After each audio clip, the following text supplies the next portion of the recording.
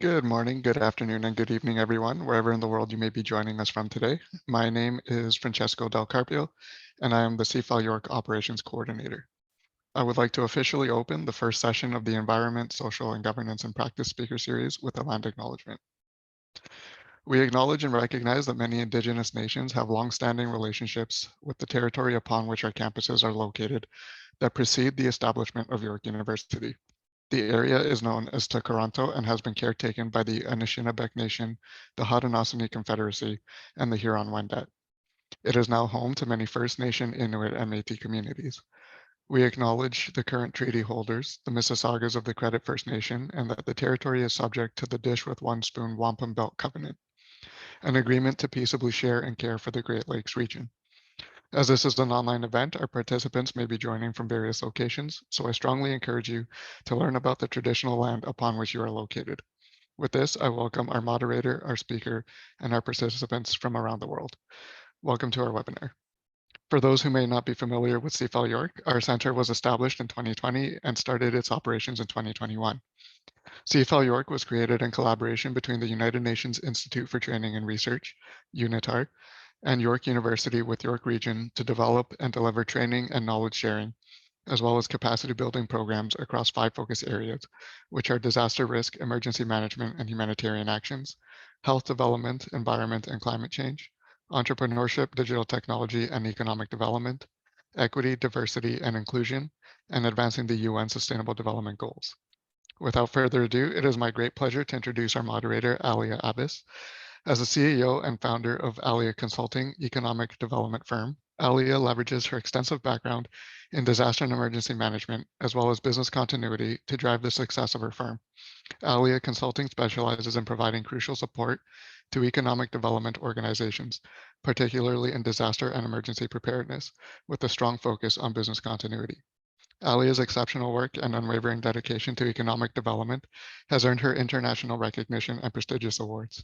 She was honored with the distinguished 2023 Top 40 Under 40 Award by DCI and Jorgen Consulting at the International Economic Development Council Leadership Summit held in Phoenix, Arizona. Additionally, she received the Bright Ideas Award from the Economic Developers Council of Ontario in 2020 and 2021 for her outstanding performance measurement metrics report, which has proven instrumental in assisting economic developers in the recovery efforts from the COVID-19 pandemic. Notably, her accomplishments were acknowledged by the Premier of Ontario through a personal letter of recognition. Alia, thank you very much for moderating today's session, and the floor is now yours. Hi, thank you for having me. I have the honor of introducing Claire Bennett. Claire is a National Director in PwC's Canada Sustainability and Climate Change Practice and the ESG lead for the National Capital Region. She has over 14 years experience building and executing top-ranking and award-winning corporate and community-level ESG and climate change strategies and programs. Claire's work has led to industry impacts, including legislative changes in infrastructure solutions, design and ESG value creation in partnership with UNRISD. She has a master's in planning, policy, and design, and publications on the topic of integrated sustainability management, is a lean green belt and a recipient of the Canada Clean 50 Award. For housekeeping rules, I would like to let everyone know that we have a chat box open today, so you guys can connect. But also, if you have any questions that we will answer at the end of Claire's presentation, please put it in the Q&A section of this chat. Thank you.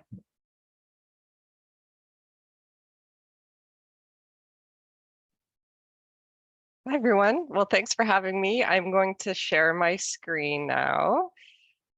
Just give me a moment.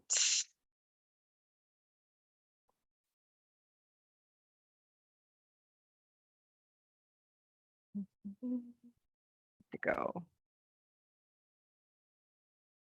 Okay, hopefully everyone can see my screen okay. So it's a great pleasure to be here. And actually, before I joined PwC in a consulting role, I was working in the public sector, including in higher education. So I've worked very actively in the university space and sustainability. So it's just neat to be back presenting here in this sector. I'm really looking forward to some discussion too, potentially at the end. So I will be delivering approximately 20 or so slides, and then hopefully we can have some some discussion.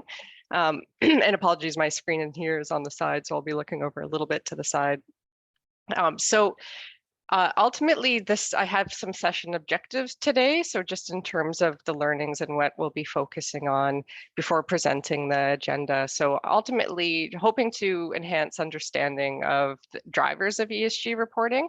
So particularly the regulatory environment. It's pretty exciting for a practitioner who's been in the field for quite some time to see all of the accompanying regulation coming out, particularly this year in 2023. It's been an exciting year, so we'll discuss that a little bit. And then understand stakeholder expectations and best practices when it comes to reporting and program design, because not all reporting is created equally. And though folks and corporations might be meeting some stakeholder expectations, such as regulators, they may not be meeting other expectations from different stakeholder groups. So ultimately, what I'll be discussing today in terms of those learning objectives is really just setting the stage in terms of the significant advancements in ESG in the corporate world in particular, as well as those accompanying reporting standards and frameworks that I spoke to.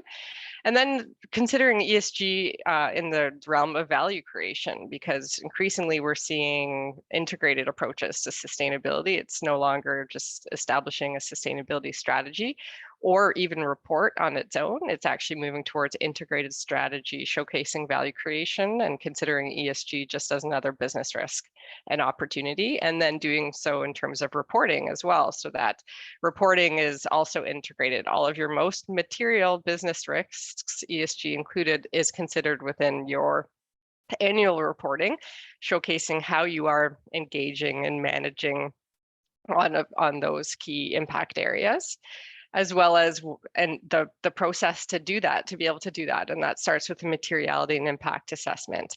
And then finalizing with just in terms of how you organize this information in terms of your strategy and subsequent reporting, in terms of best practices and expectations. I'm framing a lot of this in terms of reporting, but ultimately this is a reflection of an organization's strategy and program design, because you need to have that underway and mature in order to be able to report on it. So just to set the stage there.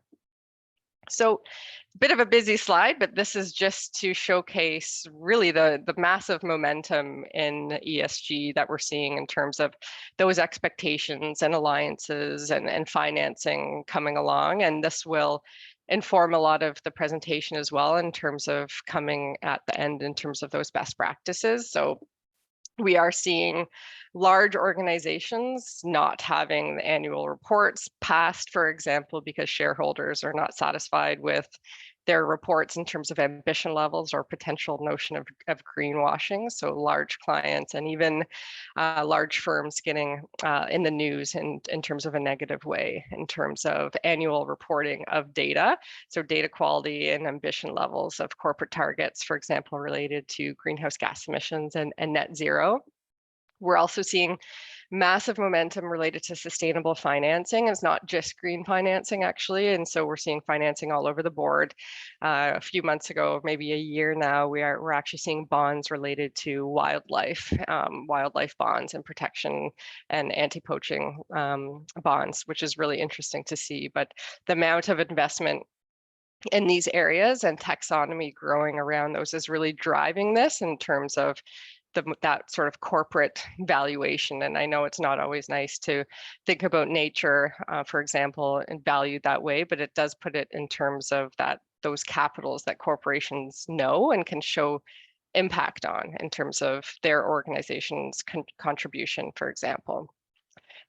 Governance structures are really important. And so governance would include how you're organizing your key material focus areas. And obviously the governance structures are getting quite robust related to this. And the expectations are that ESG is now ultimate responsibility is at the CEO level, and performance incentives are tied to this. That's just sort of an average expectation for corporations now. We are seeing the extreme costs related to climate change. We'll talk about this a little bit. Just because an organization is not understanding their costs related to climate change events or taxation, for example, doesn't mean it isn't happening. And so if they're not understanding what those financial impacts are, then they are missing the opportunity to manage them. And then, of course, on the regulator side, which I said 2023 is a big year. So we're going to talk a little bit about this. And this slide is just to showcase what we were dealing with prior to 2023, many different reporting standards and frameworks and acronyms, all very difficult for organizations. Reporting alone is such a challenging thing for an organization. It takes almost a full year to prepare for external reporting, your annual report, because of the rigor expected around it and all of the different reporting frameworks. So really what's happened in this last year, which I'll speak to, is that culmination and consolidation of a global reporting for best practice frameworks for organizations to follow, which is very exciting. There are frameworks, regulations, rating agencies, so there are still a variety of different sort of frameworks to be following, but it is being standardized in terms of best practice standards, and then regulators are orienting to those standards. So ultimately it falls into these top 3 large ones that are really driving the growth. I won't spend a lot of time here on the European one because we are in the Canadian context. However, Canadian operations with significant functions in Europe are required to European rules, which are very advanced. They require significant reporting and process following related to full-scale ESG, so across the E, S, and G, from biodiversity to waste to emissions to equity, diversity, inclusion. There's hundreds of metrics to be reporting against, and like I was saying, Canadian organizations with arms in Europe, significant arms, will have to be reporting against this. So it's still very relevant for many Canadian businesses. And then in terms of the Canadian environment and North American environment, it's IFRS. So this is the global financial standard for financial reporting, is overseeing sustainability and ESG reporting. So financial, non-financial reporting being merged together under the arm of IFRS, and that is related to what's called International Sustainability Standards Board, or ISSB, which we'll talk about on the next stage. And so that they are organizing all of the global reporting requirements. And so rating authorities, so the Security Exchange, for example, both in Canada and in the States, will be also putting out requirements related to reporting, driving this. And all of this will revolve around IFRS's, particularly their climate disclosure requirements. So here, very wordy, again, I'm just synthesizing this information, but very helpful graphic in terms of how all of these regulating bodies are aligning. And so ultimately it is in North America, the focus is on climate related risk reporting. And that the blueprint for this is TCFD. Folks have heard of Task Force for Climate Related Financial Disclosures. This is what will be required for many Canadian businesses. The federal government is requiring it for all of its federal crowns and agencies, as well as federally regulated financial institutions. And then as well, we see any publicly listed company will have to report on this. CSA will be coming out this year, and SEC with reporting requirements specific to this.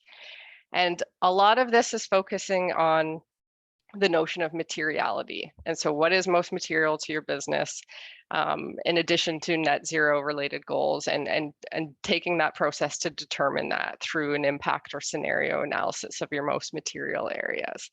And 2 items to add here. We do see modern slavery in the supply chain. So this is a new bill in Canada. So significant organizations with significant supply chains will be required to report against modern slavery in the supply chain. And this is happening over the next 2 years. Reporting will be required to happen. And we are seeing signals related to nature. So there will be a framework, just like there's TCFD for climate, there will be a framework there in development being finalized for nature, Task Force for Nature related financial disclosures, for those who are very keen on biodiversity and its role, particularly for this session, of course, being extremely important for disaster mitigation, adaptation. So when we're talking about the scope of a corporation and materiality, it's important to note that the expectation is you're considering your entire value chain. It's not enough just to focus on your direct operation. Organizations are expected to consider their supply chains as well as their downstream, so their products and services in the assessment. And so this is for ESG and for climate. And there are a variety of different stakeholders. So again, It's not enough to just for business leaders to say what's important or even engaging staff. That's not enough. It's assessing all stakeholders. And this is not even close to a comprehensive list of all stakeholders that an organization would be engaging with. So board and executive, for example, should be included, community partners, full scale customer list, suppliers, taking that exercise to actually engage with that full realm, because that's a full data set for an organization. Just because an organization doesn't realize or think something is material to them, if their stakeholders believe that is material priority, then it is to their business. And that expectation to do that materiality assessment is very important. In Europe, not in Canada, it is expected to do a process called double materiality. And that is to get the outside perspective. So it's not enough to just say, what is the outside world's impact on our business? What is also our business's impact on the outside world? So on nature and society, and doing your impact assessment, considering that as well. So ultimately, we do this for some pretty key reasons, and being able to translate your ESG program into these value creation levers can create differentiation for an organization. And of course, is really just, it's very much expected now in terms of that social license to operate. It's not enough just to be doing no harm. The expectation is to actually have a positive impact on society and the environment. The reputational impacts are very real and very material for a business, for example. So we have a variety of these key levers for how organizations should consider value, and this is across their entire value chain. And driving growth, we think about, you can't just be, and this is what the reporting is pushing us to do, not just considering now. I know annual reporting is obviously looking to consider now, but the expectation is to push organizations to actually understand risk and do business planning related to short, medium, and long term. And that's very important when we're thinking about climate change, for example, because of obviously the key thresholds and the Earth's thresholds, and market transitions related to this, resource availability, technology advancements. We need to be, particularly if we have assets that are longer term entities, we need to be thinking about this perspective in terms of at least a 10-year, if not longer perspective, because the technology availability is very much going to change. What's not possible right now potentially is possible, and particularly when we're taking a total cost of ownership approach, which really organizations are not super advanced in doing, even in the more traditional ways, let alone taking into account, say, carbon taxation, for example. So it might not be very clear to organizations, but they are paying for carbon right now and for climate change through clean fuel standards, carbon taxation, insurance costs that they're not aware of. And so there's significant opportunity beyond just traditional ways of energy savings and energy management from LED retrofits or fuel switching to actually capture savings for the business more holistically. And then, of course, I mean, I mentioned reputation, but that has a direct impact on organizations in terms of particularly what sector they are in, but in general, any organization, and the reputational impact for inaction on climate change is significant. So we know that there's targets now that are just, again, like I was saying, it's not enough to just do good. So even a net zero target would be considered more average now. The organizations who have that differentiation are actually going much farther. So they have net zero targets a lot sooner, for example. And then on risks, I just personally moved to Ottawa, as you saw from the NCR role. I was out of the Toronto office, living in Kitchener-Waterloo, and since moving to Ottawa, I think it was only 3.5 months ago, we've had 2 historic storm events, ice storm events, massive costs to those, heat days above 34, where my daughter came home from school from a fever, and we've had smoke. We were sort of, everyone's experienced smoke from the wildfires, but it's been really bad in Ottawa. So it's just very obvious to us now, even in Canada, where it wasn't so obvious before. And these have significant financial impacts on the economy, on the healthcare system, productivity, business operations. It's massive, and these are chronic events. Think about that extreme weather events like the ice storm, for example. These costs are very real, and it's important for organizations to understand their exposure and then their vulnerability, which I'll talk a little bit about. So once you identify your material areas, you need to understand your exposure to them and then your vulnerability from them. So on the wider ESG side of things, when we're talking about materiality, this is a very short list of a long, long list. It could be hundreds of ESG topics, just general multi-sector, and then there's more specific ones that are relevant to your own sector. And you develop this longer list. So just like with climate or doing climate scenario analysis, you have a long list of potential risks to your organization based on your sector. And then you do a specific exercise to understand what are your most material risks before then organizing them to begin to integrate them into your corporate strategy and how this actually relates to value creation and how you will be reporting, engaging stakeholders, integrating into your enterprise risk management and your governance systems, for example. So this is just a high level overview, and you're not meant to see the detail, just in terms of more of a process flow for doing a materiality assessment for those who this is a little bit newer to, for example. And so this is to do that ultimate long listing, which I spoke about, organizing into guiding pillars and focus areas that relate to your business, and then doing that impact assessment, considering your own risk universe. So your enterprise risk management universe, considering your value chain. So again, not just your operations, considering your entire value chain, upstream and downstream as well, and how those interactions relate. So are these risks, are these opportunities? And then how does this translate to your corporate strategy and governance and your overall positioning as an organization? And the GRI, Global Reporting Initiative, sets the standard now, which is being adopted by ISB and European frameworks in terms of how to do this and the sophistication of doing a materiality assessment.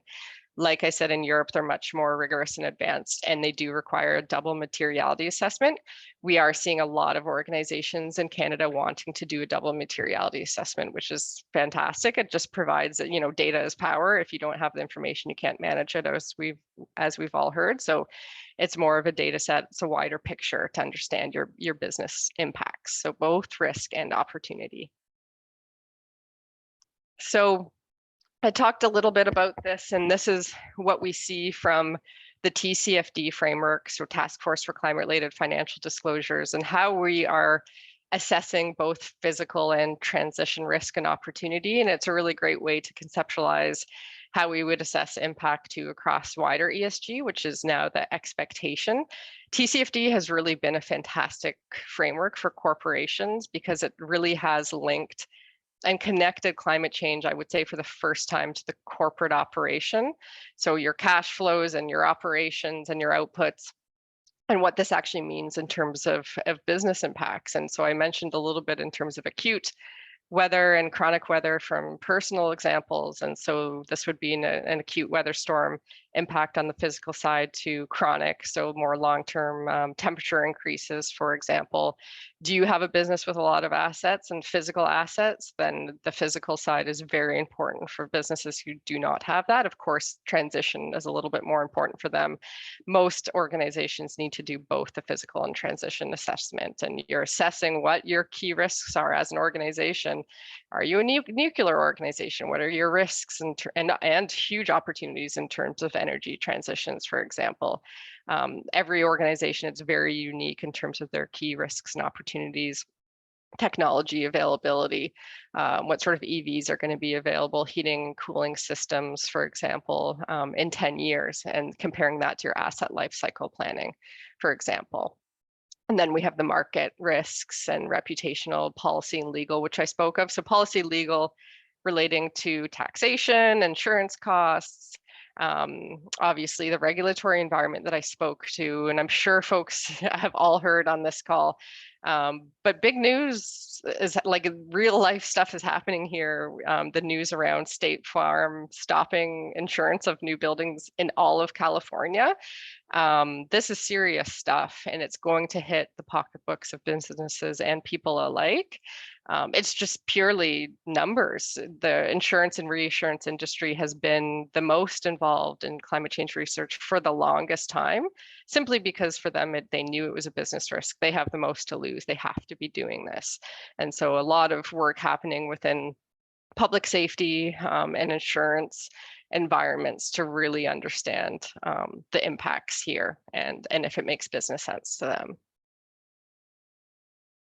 And this is the overview of the TCFD framework, because it's not just about identifying risk. So that process of identifying risk falls into this strategy pillar. There are 4 pillars of TCFD. And again, I spoke to the fact that it's very good for corporate speak to translate this into the corporate realm. And it does so through 4 pillars you see here in light blue. And then there's 11 recommendations across those 4 pillars.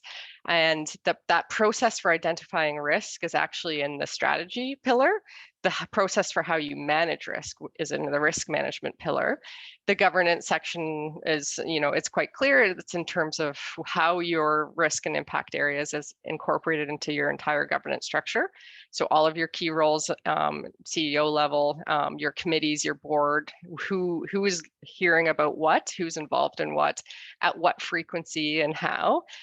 Organizations need to be disclosing. Take a look at some ESG reports in the governance section for more mature companies, and the expectation is significant in terms of showcasing exactly what and how you are managing and accountable for your material ESG and climate risk. And then the metrics and targets are, once you've done that risk assessment, the metrics and targets are so important. So if you've done your materiality assessment, you've done your climate scenario analysis, you need to actually come up with those metrics beyond just greenhouse gas emissions, for example, that are most important for your organization to be managing.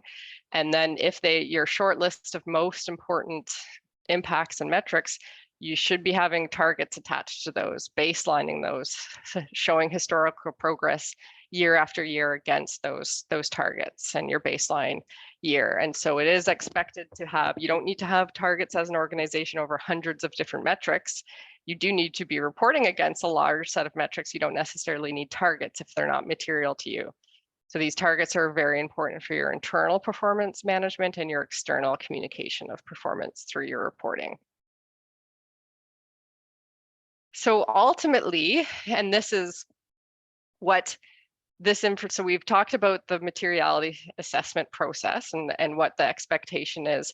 This is what organizations should be showcasing externally to external stakeholders. So it's really maturing. So ESG reports are really evolving. Some are going towards integrated reports, but the expectation is that organizations are really showcasing not just their material areas, but the process for which they do everything, the process for which they engage stakeholders and identify materiality, the process for which they're managing risk, very similar to formal financial reporting programs, but also showcasing the more innovative organizations are actually showcasing value creation from their ESG programs.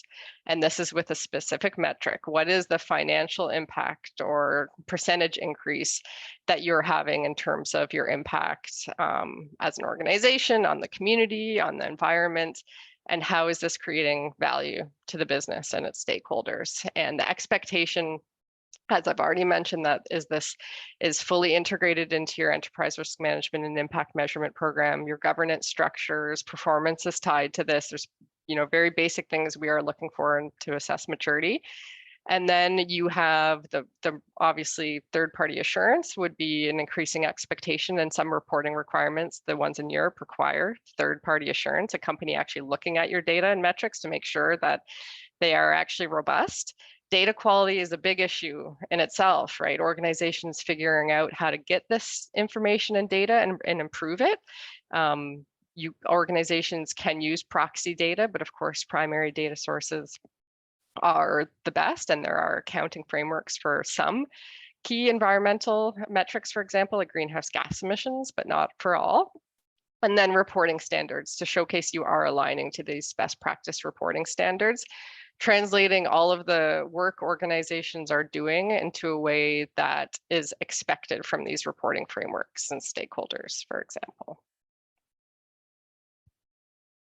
So I have just I think a couple of more slides before we can open up into some questions and conversations. Hopefully there will be a fair amount of questions. It would be great to answer some, but I wanted to showcase the future of reporting and expectations of reporting. Again, this is just a representation of your strategy. So this could be, instead of reporting, future of disclosure, future of ESG and corporate strategy ultimately. So organizations are moving from really dealing with this very ad hoc and informally and manually to very integrated. So it's actually not extra work, or it's not a separate program. This is considered as just a business risk. We can take out the word ESG or sustainability potentially. I've always said that I've been in the field for a while. Like, I'm kind of setting things up to put myself out of a job, because, you know, you can only, it's always a small group, and you just want to operate this, you want the program to function as if when you're not there, ultimately it's still going to happen. For people to really have that aha moment of that, this actually makes a lot of business sense, but this is how you really showcase that business sense and connection to the overall corporate approach. And so really moving, and even with data management, so organizations are using formalized data and tools and systems to gather data, make sure it's robust, and ensuring ESG is included in that process, for example. And then working towards more robust programs with third-party assurance integrated into your annual report. Still having a standalone report to showcase narrative and impact stories, for example, but really taking that overall embedded and integrated approach to doing this work. So IFRS, the authority, as we've spoken about, is actually positioning that. They are positioning and recommending integrated reporting. That's the ultimate goal of these frameworks of TCFD, and now ISSB is the oversight body for all of it through their general ESG disclosures and their climate related risk disclosures. They want organizations to push towards fully integrated reporting. And so that is to showcase value creation from ESG reporting, just like any other financial value creation, and having that big story, because all stakeholders ultimately should have that picture of their impact on the outside world, as we discussed. So the value of this, I've spoken about it quite a lot, but it takes a long time for organizations to be able to do this. It's not something that happens overnight. To do that full process of materiality assessment, attaching KPIs, integrating into your strategy, and then actually translating this into your data management, your internal processes and controls. You can see on the bottom what's really important for the organization to operationalize this work, and very much it is your internal policies, your existing policies and controls. Often you'll just have to enhance. Sometimes there might be new ones, but for organizations who still do not have data management systems for their reporting, you know, the SAP Oracles of the world, that is something that's significantly changing, and ESG must be a part of that. The expectation is you can't just report against ESG and ESG progress. You need to talk about your internal processes and controls to ensure quality and management oversight of it, just like with any financial risk. So it's being treated just like the finance indicators and impact has been over the last forever. And so we're seeing more and more, particularly on my work with, excuse me, TCFD, Task Force for Climate Related Financial Disclosures and Climate Risk Reporting, which of course is taking off because that's what's required and regulated in Canada. As the main contact role for me is the CFO. I'm working more with the finance groups, almost solely with finance groups on those engagements, of course, bringing in key stakeholders. So the role of the finance function is imperative. They have these processes and controls already underway, and so they are the best suited to understand the rigor of which would be required for all business risk, and ESG included. And because it's a lot of effort, obviously not waiting until it's fully mandatory in Canada, for example, across the ESG portfolio, whereas climate risk is currently now. Okay, and just on the last, I think this is my last slide before questions.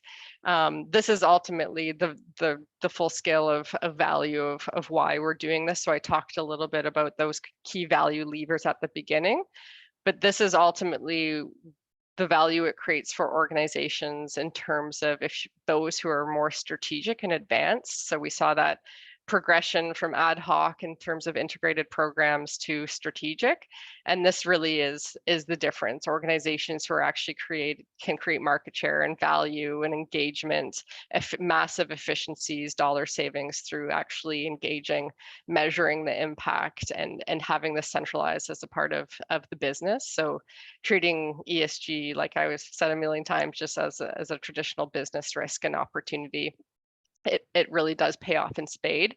And there are approaches to actually value that. We can actually assess financial value and are doing work with organizations to assess the financial value of particular material ESG areas, employee retention even, for example, right? And so it's not just energy savings or more of those financial impacts that we do see a cost to, related to carbon taxation. We know that cost is, that's simple to qualify, but there's many other financial qualifiers we're just not capturing and qualifying, which we're beginning to do for organizations. So lots of value from employee engagement, stakeholder engagement, lack of reputational damage, for example, but those organizations who are really using this for their branding start to pay attention to see how organizations are actually using this throughout, from all of their messaging, not just in their reporting, but in their branding and all of their marketing. And if they're doing that in marketing, the assumption and hope is that they really have embedded it within their corporate strategy. That's another thing to look for is ESG included at the top levels in the corporate strategy, overall goals and objectives? Are commitments there? Are they backed by rigor, protocols, certification statements? Do they have science-based aligned targets? These are key items that we look for when we're working with organizations. But okay, so I think I can stop sharing, but that's the end of my presentation. If folks have any questions, I'd be very happy to answer.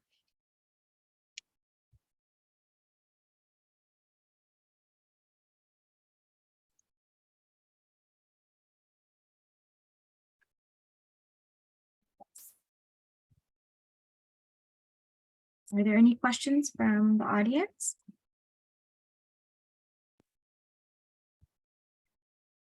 So the best way to ask questions is there's the Q&A option, or you can just use the chat box where I can see your question right now. So type away if you want. We can also open up the microphone for those who might be interested in vocal. Just raise your hand and we'll try to open your microphone if that is what you prefer. So as we wait for a question, if I may, I start with a couple of questions. First, Claire, thank you very much. This was really interesting view of ESG reporting. I think this was great. I just can say this was a great learning. Sorry for all of the acronyms. I even get annoyed saying them. They were really good. I really want to appreciate your work and the slides and effort you did in this.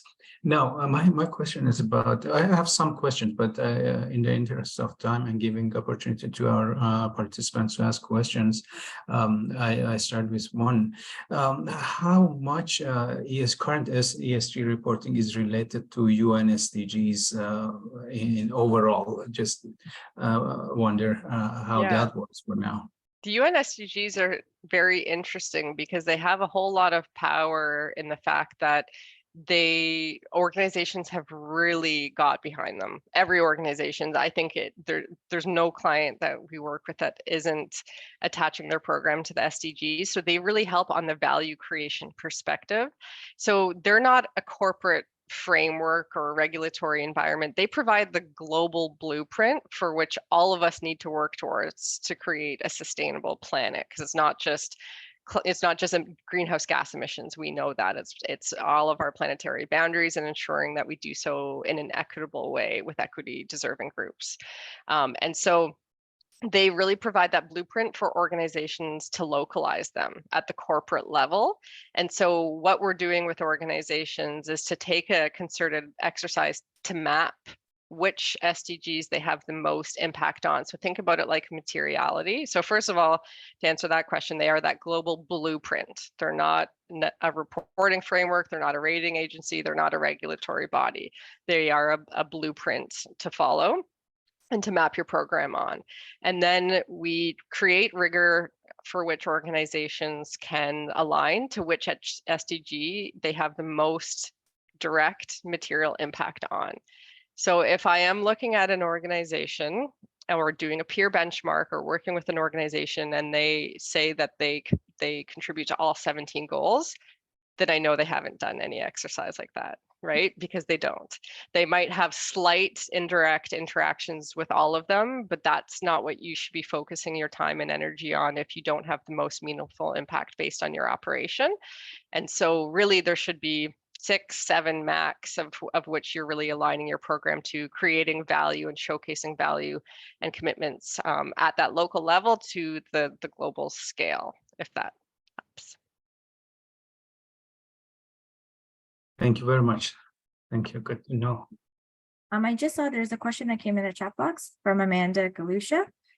So she's asking, where does waste and sustainable waste management fall into things? When we look at waste generation, I see so much loss and emissions impact, but it feels like it's not an individual area of concern for many organizations through the whole supply chain. Mm-hmm. Yeah, that's a great question. And so in terms of ESG and the framing, it would be within the environmental pillar. And then in terms of emissions, it would be within an organization's scope 3 emissions, so your indirect emissions, because this is something that you brought up suppliers, which is interesting. So that is scope 3 as well.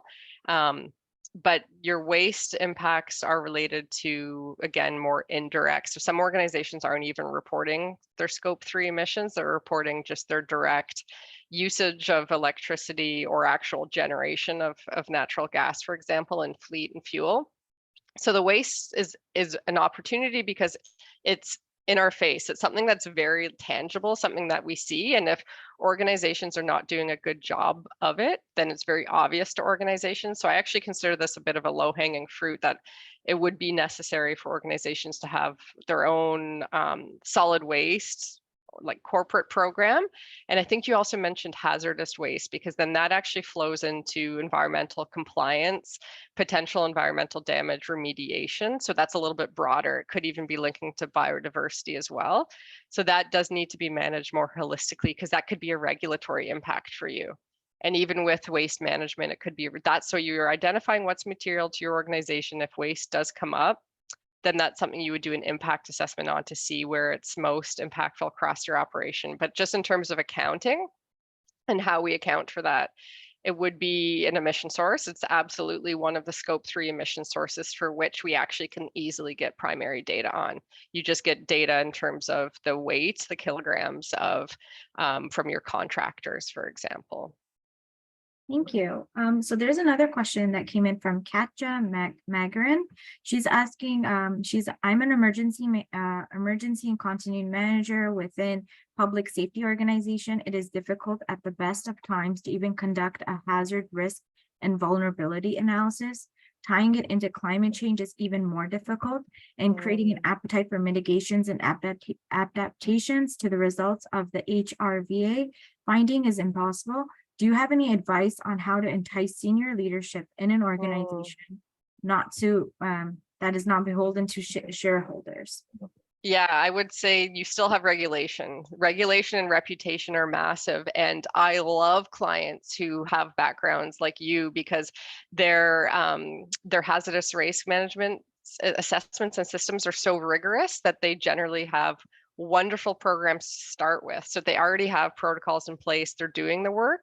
So starting with this, if your organization hasn't started with it, it sounds like that alone is a key opportunity, because it sets the policies and the structures and the foundations for assessing a key element of ESG and putting the rigor behind this. Most organizations really struggle with actually putting the processes and controls, accountability standards, and reporting processes in place. If you're doing this with hazardous risk and waste management, then you already have this in place. And then when you're doing a wider ESG or climate assessment, you're really leveraging a lot of those existing processes. So you can translate to them, this isn't extra work. You're actually leveraging your existing policies in place, just enhancing them. So it just puts the rigor around this. But for that organization, if they're not even doing that, it would be absolutely the regulatory and the reputational angles that you're going to want to hit on, because that, like, regulatory wise, that's literally required. And if it's in the news, that would be a big issue, and that leads to the reputational side of things. There's zero tolerance in this day and age for any sort of environmental impact. For example, biodiversity loss, like this is, it's more present and in the media. We have a question from Syed. What are some essential topics or areas of study that individuals should focus on in order to gain a deeper understanding of ESG? Yeah, so when I'm chatting with folks, I definitely tell them, like, these foundational frameworks are very important for us all to know if you're looking to be doing corporate ESG or even community scale, because corporations are obviously going to be a big part of that. So TCFD, big one, Task Force for Climate Related Financial Disclosures. And then now, rather than pointing to you to GRI and SA and SASB, which still look at, but it's all now consolidated under ISSB. So that I would be looking at what's the framework of ISSB and TCFD. And then if you're looking towards organizational scoping and net zero, if you're keen on climate change, then the greenhouse gas protocol of how you think about and assess your greenhouse gas footprint. So the Science-Based Target Initiative is another key protocol and certification body. So those would be 3: GHG protocol, or 4: Science-Based Target Initiative, ISSB, and TCFD.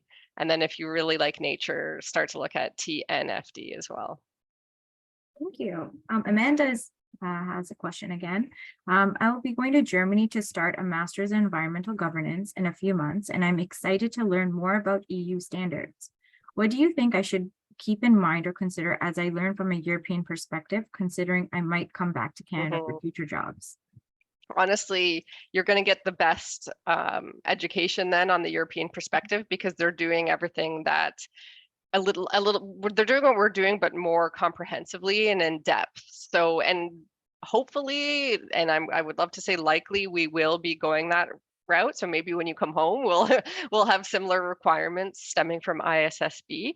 But we do know ISSB has just adopted the single materiality perspective as opposed to double materiality. But I did mention that many clients, many ones I wouldn't even assumed, are doing the double materiality perspective. So you do not need to worry at all, because everything you're learning is encapsulates and more the North American context. So you'll just, and folks here will want to know what's happening in Europe and might even be impacted by it. So that extra knowledge will actually set you apart, and it will be fully relevant. There will be no differences in terms of the Canadian environment, minus just like slight change in terms of the rigor around the Canadian approach.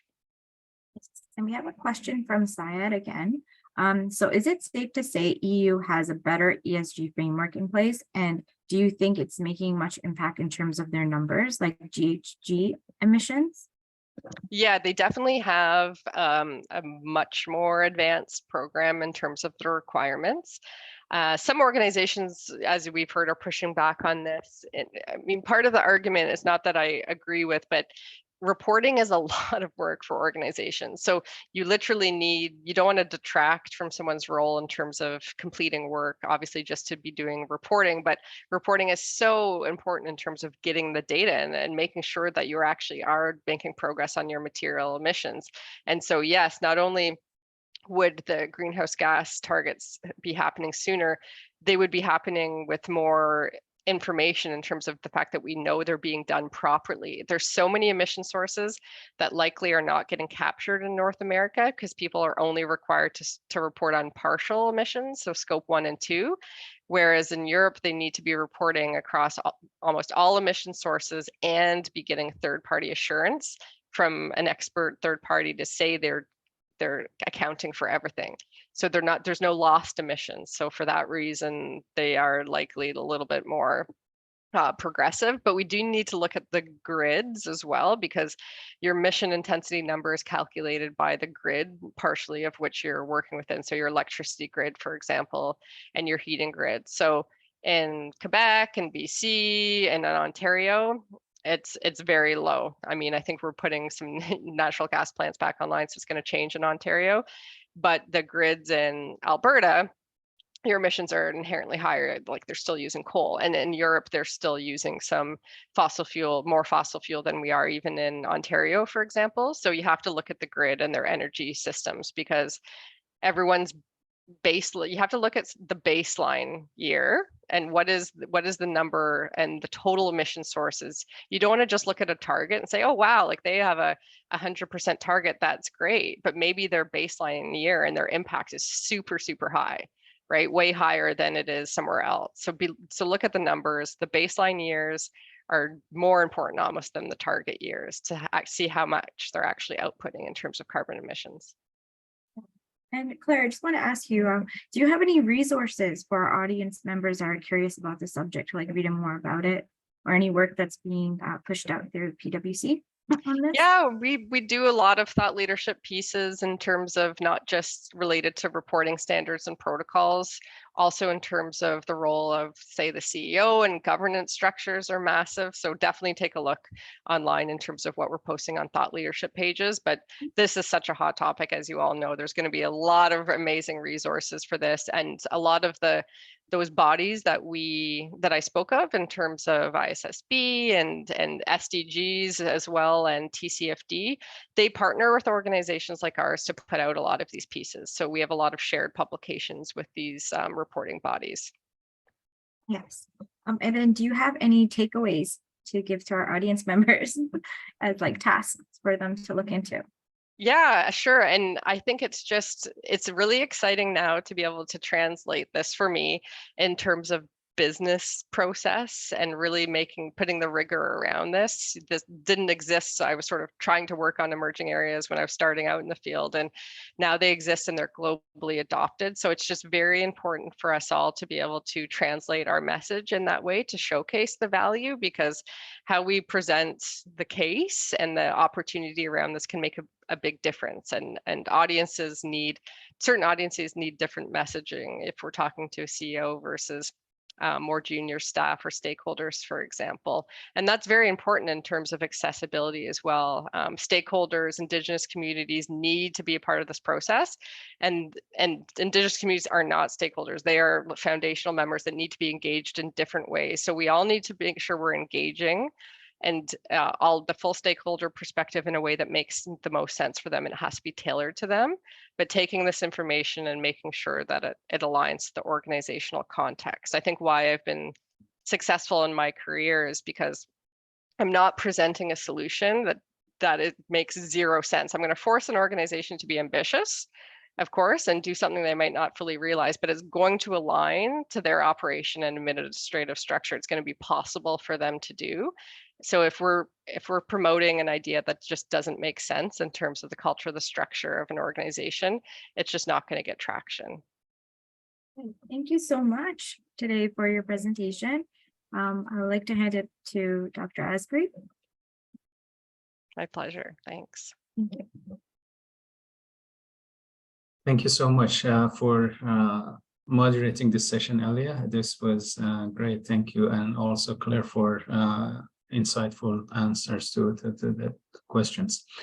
We have recorded this session. With your permission, we will share it with those who were not able to attend this. And this was the first session. We will continue this.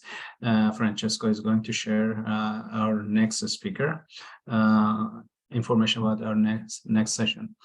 And in the meantime, again, I really want to thank all the participants for their presence for this first session.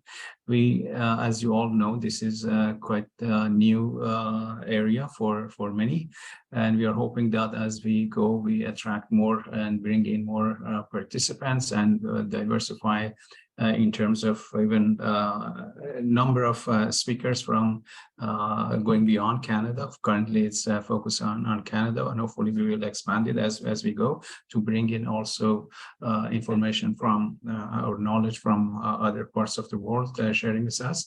And again, thank you all for doing this great job and supporting this. We at CFAL York definitely want to work with United Nations UNICHR in creating some more works and trainings on this area, and hopefully reach out to all of you again. Francesco has already shared. Go ahead, Francesco. I stop here and Thank you. Yeah, I just want to echo my thanks to Claire for the presentation, Alia for moderating, and our audience for participating and watching. And just as a reminder, this is a monthly series. So our next session will be August 9th at the same time, 12 to 1 p.m. Eastern time. And with our speaker being Vibor Rohatki, who will be speaking on the topic of how to devise a corporate ESG strategy. So if that's something that interests you or will interest people in your network, please feel free to share. The registration for the series is still open. So please feel free to share it within your network and to mark it on your calendar so that you don't forget to attend the next session. Thank you.